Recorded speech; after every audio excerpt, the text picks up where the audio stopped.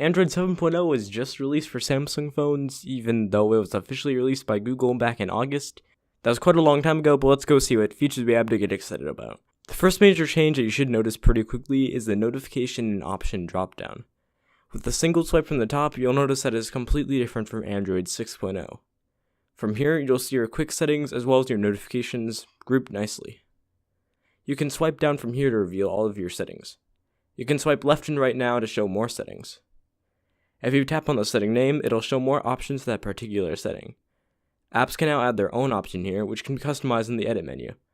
The screen looks quite a bit more like stock Android, and I honestly like it quite a lot more.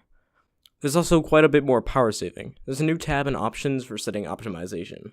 You can suspend apps that use a lot of battery, clear app caches, as well as change the screen resolution to make the phone run fewer pixels and save some battery. The power saving mode is a lot more like Windows now. It's a preset that you can customize. There's also a performance mode, which allows you to use the entire CPU power. The power saving icon now appears in the top bar to let you know that it's on. The last change leads nicely into this one. The settings page is made to look a lot more like stock Android. I think it's a lot better than the mess that was the Android 6.0 menu. In fact, there's a lot of animation cosmetic changes that really make Android 7.0 the nicest looking Android OS yet. Pop-ups now have more rounded corners, and almost every app has an animation now. I think that they were aiming for a much more iOS look than before.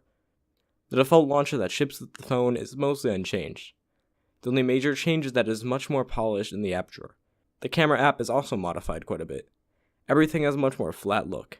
You can swipe left and right for the modes, plus the filters. The new filters option is honestly pretty lame, but if you're a fan of filters, go at it.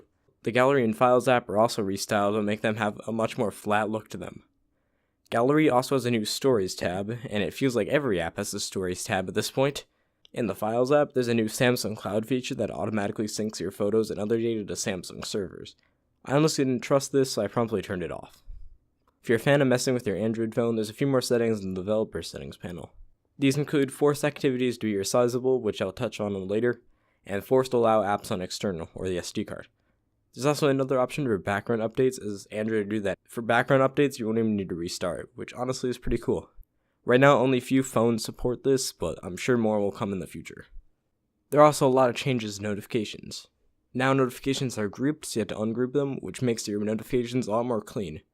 Not only can you tap the buttons on your notifications, but you can now add text to them to quickly reply to a message. Right now, only a few apps support it, like Textra and Skype, but I'm sure that'll change in the next few months. There's also a new option called Blue Light Filter. This is quite a lot like the Night Shift mode in iOS. It's designed to help reduce eye strain in the dark. That really isn't that big of a deal to me, as most of my phone is night themed, but it's still nice to have. This mode can also be scheduled to your needs if you need it. The Always On display is also revamped quite a bit. It now has more options for you to choose from, but also shows notifications on the Always On display. I really wanted this in Android 6.0, and I'm not really sure why it wasn't there in the first place. Multi-window mode is also much better than before. When you pin or multitask an app, you do it the same way as before, but it's locked at the top and you can freely swap out the bottom app to your desire. To dismiss this, grab the handle and slide up or down depending on which app that you want to come up. There's also a change in the pop-out window. When you pop out a window, you can now freely move and resize the window to any dimension, much like how you can do on a PC. This really makes this feature a lot more useful. There's also quite a few more apps that use this feature now that it's using Google's engine for multitasking. There's also quite a bit of optimization under the hood.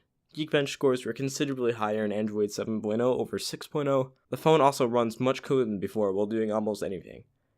Installs complete a few seconds earlier, and the battery life is quite a lot better than before. You'll definitely get a few more hours of battery life. The last feature I'm going to talk about today is honestly a pretty cool one. If you hold the home button, it'll bring up the Google Assistant. You can now select text on any screen and you can do various things with it.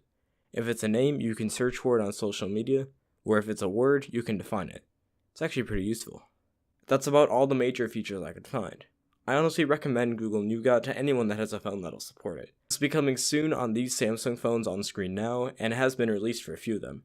If you're on a different phone that's non-Samsung, it's likely that you'll get it.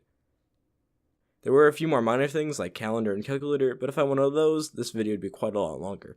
What are your favorites? Leave a comment below and leave a like if you liked it. Maybe consider subscribing if you enjoyed this video, and thanks for watching.